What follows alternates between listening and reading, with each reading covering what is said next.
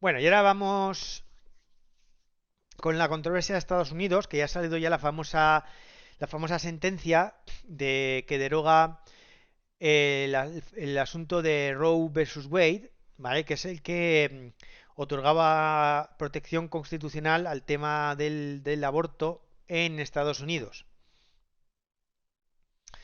Y el tema es que esta sentencia no solamente ha nacido con mucha controversia, sino que también ha venido con unos votos particulares y uno de ellos particularmente ha generado, bueno, ha hecho saltar todas las alarmas de los progres que, bueno, pues ya venían llorando muy fuerte con este invento, pues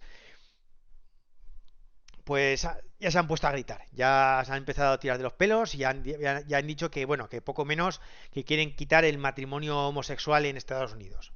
Bueno, ¿qué diablos ha pasado aquí?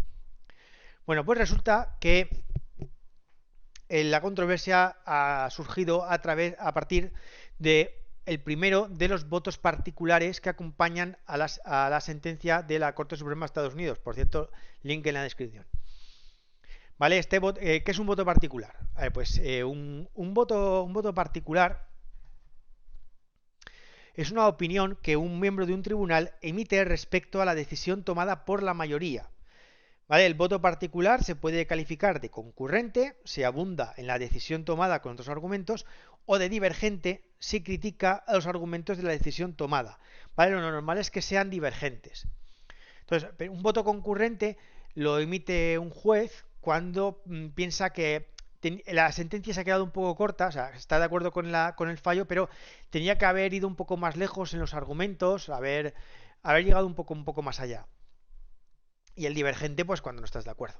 Bueno, pues concretamente, el primer voto particular de la sentencia lo emite el juez Clarence Thomas, que es un voto concurrente y es el que ha causado cierta controversia.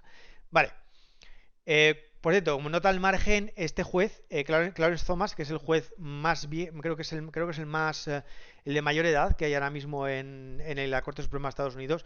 Por cierto, además es negro, ¿vale? Es afroamericano y a los progres les está, digamos, haciendo cierto cortocircuito el hecho de que un juez afroamericano, digamos, haya un poco insinuado que habría que revisar algunas cosillas como el matrimonio homosexual. Pero, eh, pero vamos a ver exactamente qué es lo que ha dicho.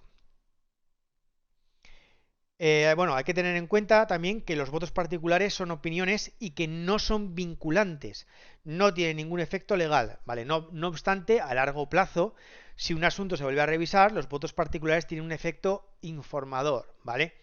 Esto sirve para leerlo dentro de décadas y saber qué era lo que estaban pensando. Bueno,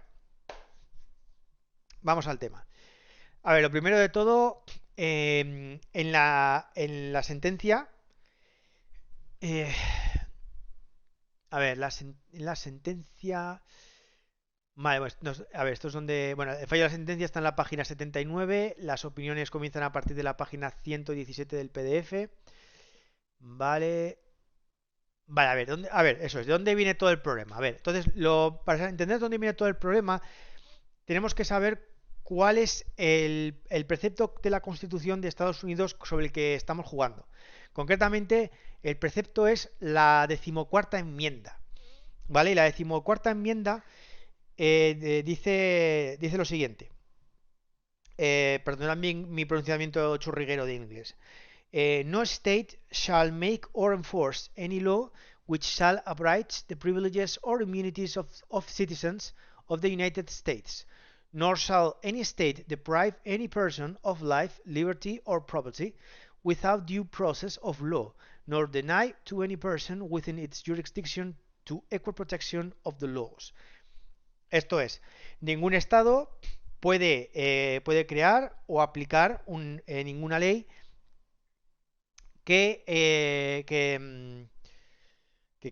joder, es que limite o bueno, que bloquee los privilegios o inmunidades de los ciudadanos de los Estados Unidos.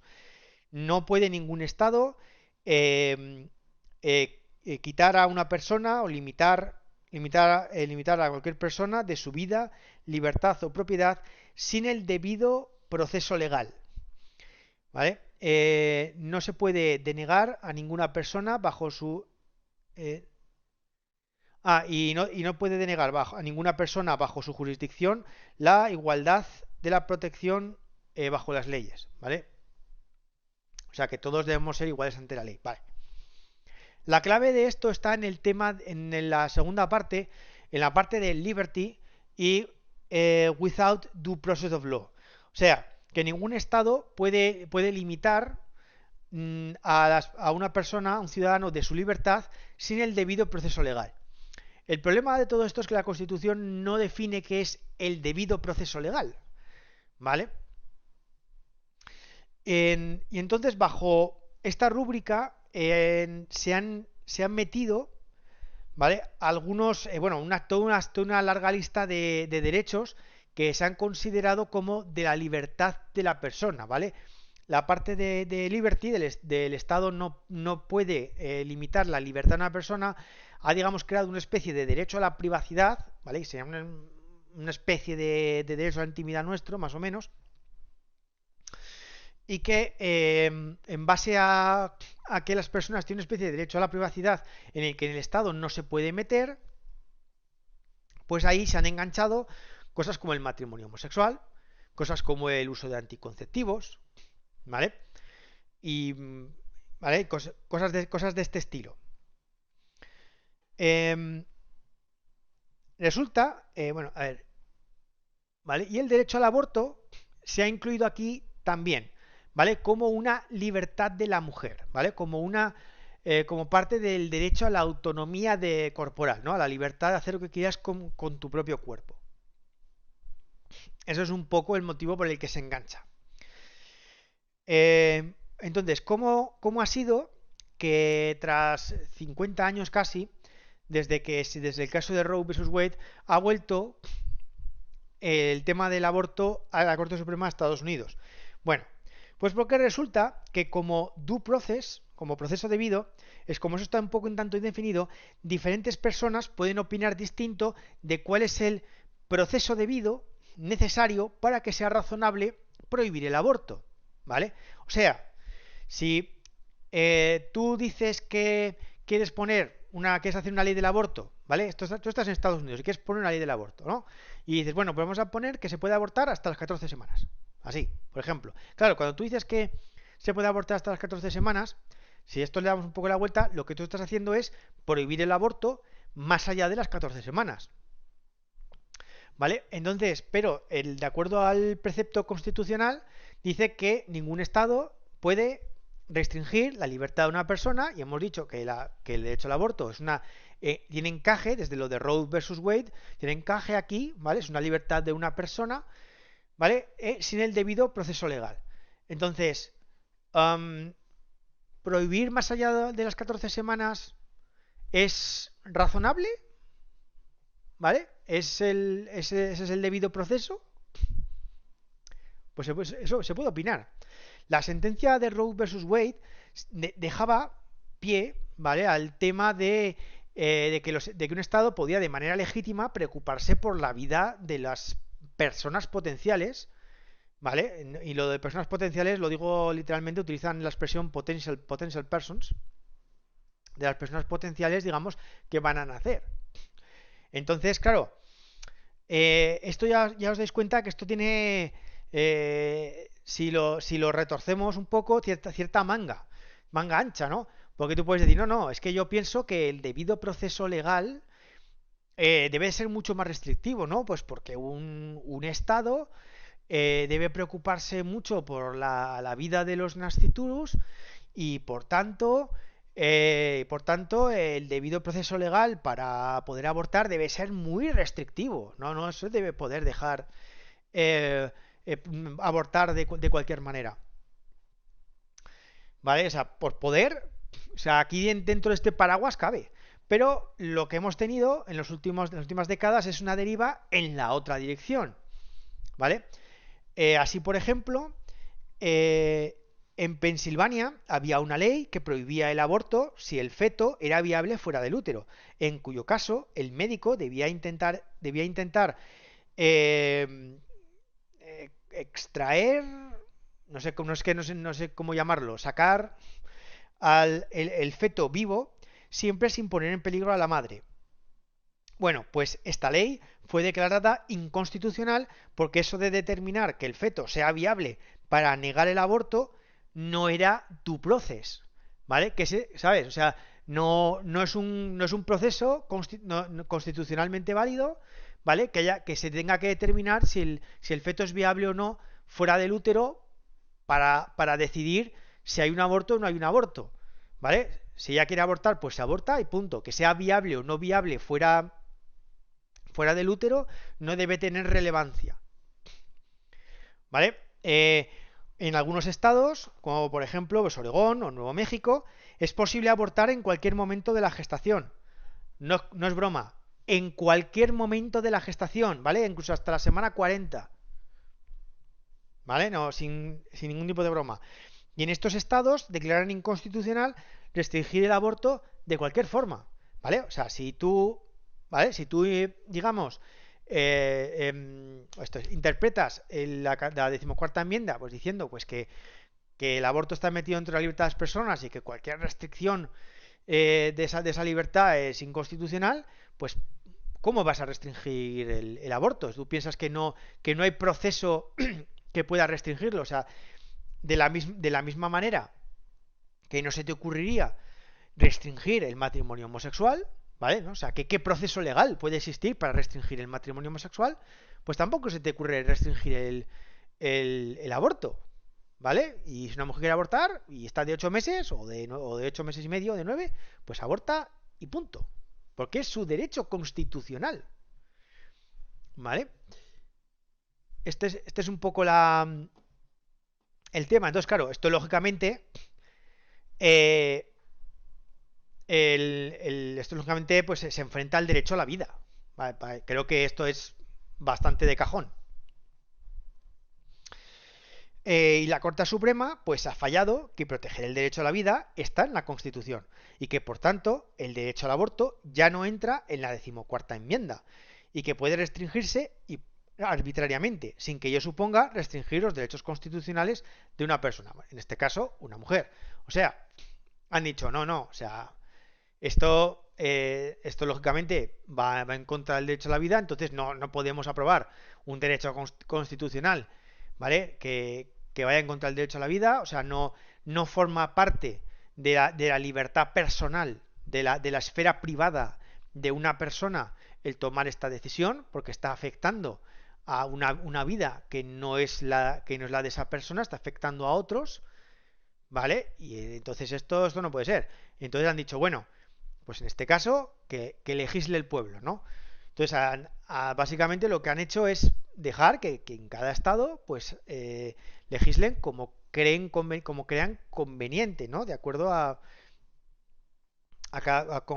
digamos, a las distintas sensibilidades de los habitantes de cada estado de Estados Unidos, ¿vale? Eso quiere decir que en Oregón, pues, seguirá siendo legal abortar hasta los 9 meses, pero, pero en otros estados, como por ejemplo pues Texas, pues que van a restringir el aborto mucho, ¿vale? Entonces, bueno, ¿esto qué tiene que ver entonces con el matrimonio homosexual? Bien, entendido ahora todo este follón, entonces cabría preguntarse si otros derechos que caen también dentro de la decimocuarta enmienda podrían también cuestionarse, ¿no? Vale, aquí es donde entra el tema de los preservativos. Bien, la sentencia principal es consciente de esto y en la página 46 del PDF se pronuncia sobre esto y dice, bueno, aquí lo voy a traducir directamente, el ejercicio de los derechos en Griswold, Eisenstadt y Lawrence and Obergefell, ¿vale? Que os comento, Griswold y Eisenstadt es por el uso de anticonceptivos, Lawrence es la descriminalización de la homosexualidad y Obergefell es el matrimonio homosexual. ¿Vale? el ejercicio de los derechos en cuestión en Griswold, Eisenstadt, Lawrence y Obergefell no destruye una vida potencial. Vale, he dicho antes persona potencial, me he equivocado. Utilizan la expresión vida potencial. ¿Vale? Pero un aborto sí que tiene ese efecto. ¿Vale? Así que si estos derechos son, en estos casos, son fundamentalmente los mismos derechos reconocidos en Roe and Casey, era en Roe and Wade. Ah, no, bueno, en Roe and Wade y el otro caso que era Casey y no sé qué más, la implicación está clara. La Constitución no permite a los estados, ¿vale? Respecto a la destrucción de una vida potencial como un problema que tenga que no permite a los estados valorar la circunstancia de que se están destruyendo una vida como una materia que tenga algún significado, ¿vale? O sea, que sí, que lo que te está diciendo es que si tú dices que el derecho a abortar es exactamente igual que el matrimonio homosexual o es exactamente igual que que el uso de anticonceptivos, pues eso quiere decir que tú le estás diciendo a los estados que si quieren valorar el derecho a la vida, que no pueden, que ese derecho a la vida del nasciturus no tiene ningún valor. Entonces, claro, decir que el matrimonio, decir que el matrimonio homosexual de alguna manera es análogo al derecho al aborto, que entonces y por tanto que están negando el valorar la vida de otras personas, pues es una ida de olla bastante grande, ¿vale? Entonces que no, entonces la sentencia dice claramente que no tiene nada que ver el derecho al aborto con estos otros derechos, ¿vale? Y vamos, entonces, claro, entonces el fallo de esta sentencia no tiene nada que ver nada que ver con estos otros derechos. O sea, aquellos que piensen que como se ha derogado un derecho dentro de la 14ª enmienda, que si esto permite atacar a otros derechos que están bajo esa misma enmienda, y dices, bueno, no sé, ¿están atentando contra la vida de alguien? Esa es la pregunta. Bueno. Y es entonces cuando entra aquí el voto particular del juez Clarence Thomas. ¿Vale? Y él también está de acuerdo con esta parte de la sentencia, ¿vale? En la página 119 del PDF se puede leer: estoy de acuerdo en que nada en la sentencia emitida por la Corte debe ser entendido como una duda o como que emite una duda en los precedentes, ¿vale? En los otros derechos que no conciernen el aborto, ¿vale? O sea, el juez que se supone que ha emitido su voto particular controvertido está de acuerdo en que el cuerpo de la sentencia principal no permite, no da pie, ¿vale?, a cuestionar ninguno de los otros derechos que están protegidos bajo la 14ª enmienda, ¿vale? O sea, no se puede usar esta sentencia para cuestionar el matrimonio homosexual, el uso de anticonceptivos, que son los que han sacado, pero cualesquiera otros derechos que caen debajo de la libertad personal. Bien.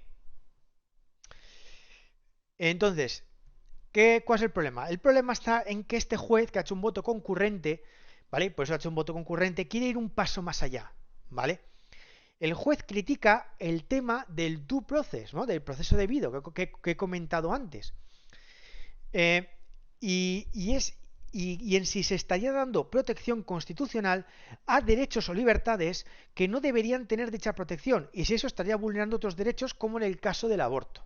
O sea, este juez se da cuenta que el rollito del due process, al estar poco definido, pues permite, como en el caso del aborto, ha permitido determinados atropellos, ¿vale?, en el sentido del derecho a la vida, porque al dar protección constitucional a algo, ¿vale?, y algo, pues digamos, eso al aplicarlo puede estar pisando otras cosas. Y entonces dices, oye, que a lo mejor resulta que en otros derechos, que en otros temas, ¿no? Que estemos protegidos por debajo de la 14ª enmienda, a lo mejor resulta que tenemos que examinar cómo se han aplicado, ¿no? No sea que estemos vulnerando otros derechos que sí que están reconocidos en la Constitución o se hayan... Bueno, a ver qué ha podido pasar. ¿No? ¿Vale? Concretamente, el juez dice, después de derogar esta decisión demostrablemente errónea, refiriéndose a lo del aborto, la pregunta quedaría si otras provisiones constitucionales, otras constitucionales, eh, uh,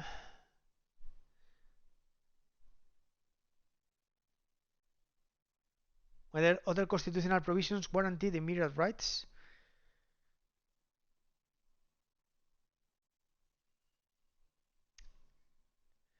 Eh, o sea, que quedaría por mirar otras. O sea, joder, constitutional provisions. Oh. Perdón, hacer swap. 14ª, he dicho 14ª. Vale.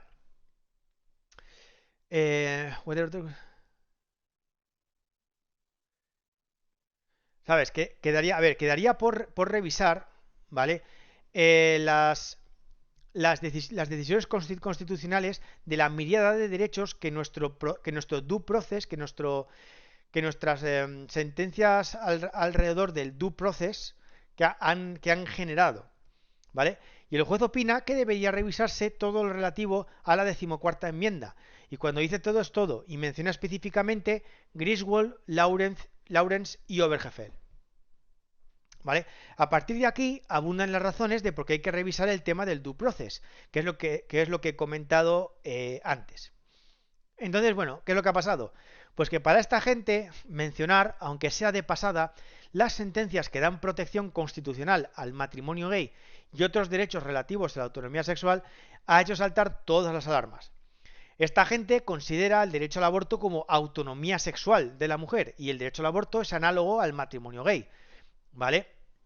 Esto no es ninguna broma, o sea, la sentencia se pronuncia sobre la irrelevancia de estos casos porque se ha argumentado formalmente que desproteger el derecho al aborto sería equivalente a desproteger el derecho al matrimonio homosexual o el derecho a usar anticonceptivos.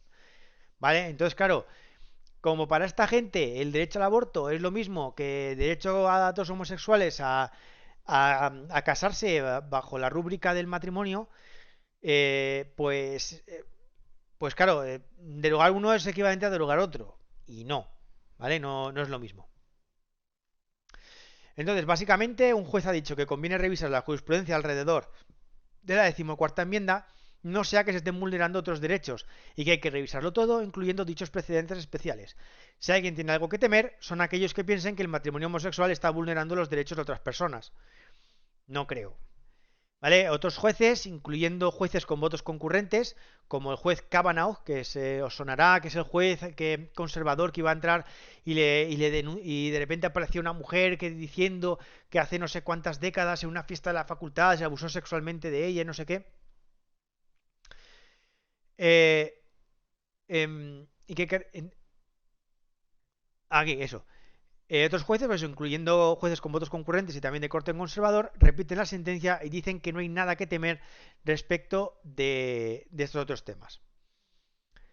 Y nada, pues eso, que ahora mismo un cuestionamiento del matrimonio homosexual o de uso de anticonceptivos está como que muy, muy, muy, muy, muy lejos. No, no va a ocurrir y sería ya otro tema muy grande.